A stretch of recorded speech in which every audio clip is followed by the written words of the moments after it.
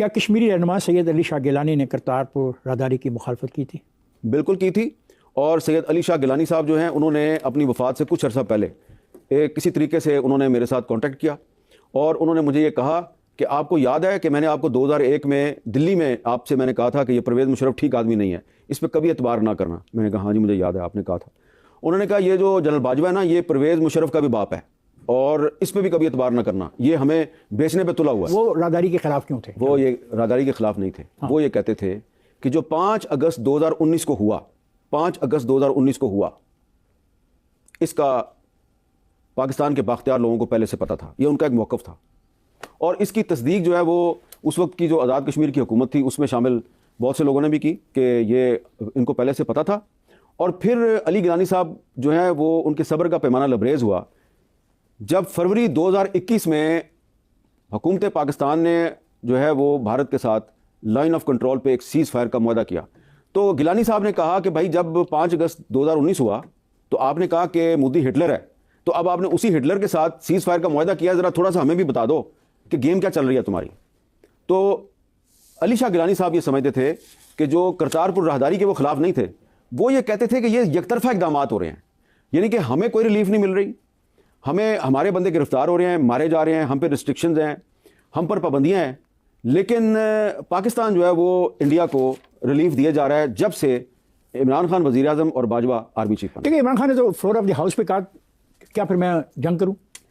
देखे ना, वो फिर जब अभी वो जो थे अभिनंदन साहब जो हैं वो जब उनको पाकिस्तान ने गिरफ्तार कर लिया तो उसके बाद उनको छोड़ भी दिया गया, तो उसके बाद तो चाहिए था ना इंडिया को कि वो अपनी कोई लबो लहजे में तब्दीली पैदा करता, लेकिन कोई तब्दीली पैदा नहीं हुई। लेकिन आपके प्राइम मिनिस्टर ने फ्लोर ऑफ द हाउस पे कहा क्या आप जब से जो इंतहा पसंद ने वो जंग करवाना चाहते थे, वो कहते क्या मैं जंग नहीं करवाना चाहते थे, लेकिन हम ये कहते थे कि आपने जो इंडिया के साथ बैकडोर डिप्लोमेसी शुरू की, ठीक है, उसके नतीजे में इंडिया ने क्या किया, 5 अगस्त 2019 कर दिया।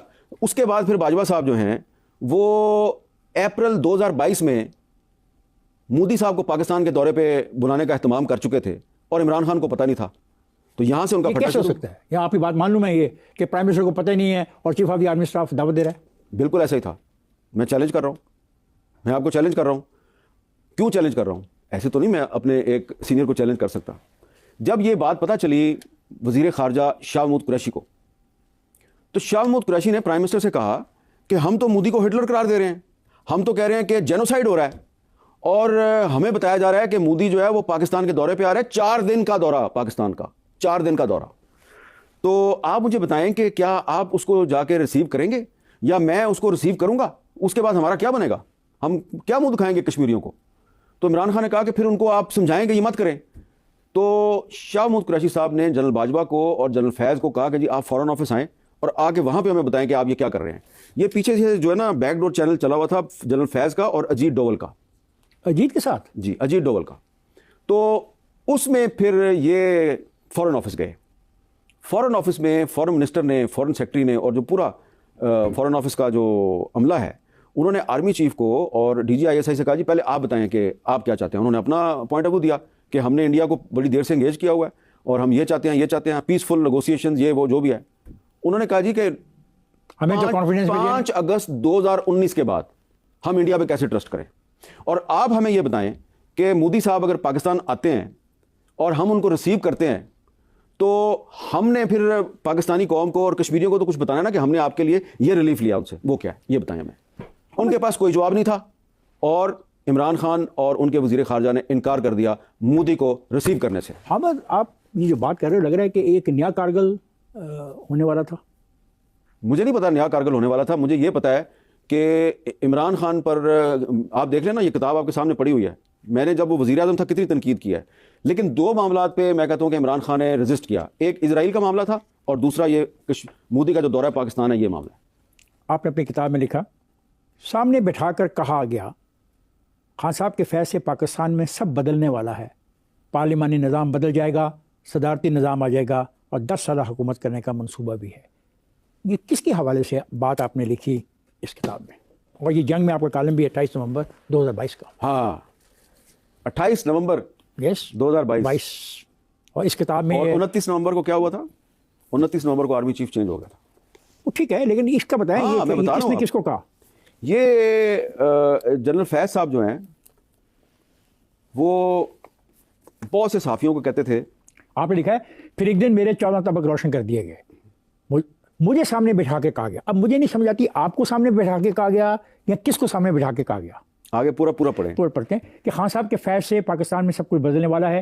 अप्रैल 2022 से पहले नया आर्मी चीफ आएगा, फिर कबल अज वक्त इंतखाबात होंगे, खान साहब को 2/3 अक्सरियत मिलेगी, फिर पार्लियामेंट से आईनी तरमीम के जरिए पार्लियामानी निज़ाम को सदारती निज़ाम में तब्दील कर दिया जाएगा। ये कम से कम 10 साल तक हुकूमत करने का मनसूबा था।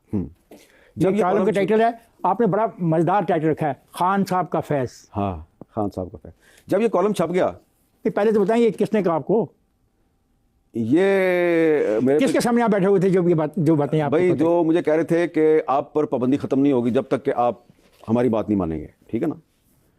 और तो ये पाबंदी खत्म करते वक्त आपसे ये डायलॉग हुआ?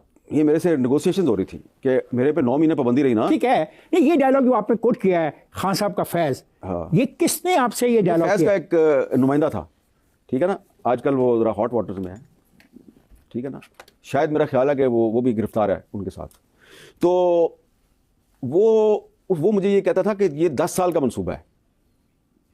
जिस दिन ये कॉलम छपा तो मुझे फिर एक बहुत बड़े पॉलिटिशियन ने फ़ोन किया, उसने कहा 10 साल का नहीं भाई, ये 30 साल का मंसूबा। वो पॉलिटिशियन कौन है? वो पॉलिटिशियन अब इस वक्त तो हुकूमत में नहीं है, लेकिन उसने भी इनके साथ ताउन करने से इनकार किया था। तो किस्सा मुख्तसर ये है कि जनरल बाजवा और जनरल फैज़ ये इमरान खान को इस्तेमाल कर रहे थे पाकिस्तान में पार्लिमानी निज़ाम हुकूमत के ख़ात्मे के लिए, और इन्होंने उसको कबल अज़ वक्त इलेक्शन के ज़रिए मेजॉरिटी दिलवानी थी। उसमें एक चीज़ जो है वो मैंने नहीं लिखी शायद इसमें, कि पीपल्स पार्टी को भी इन्होंने फोर्स किया कि तुम इमरान खान का साथ दो, और पीपल्स पार्टी के साथ जब डिटेल्स शेयर हुई तो पीपल्स पार्टी जो है वो भाग गई।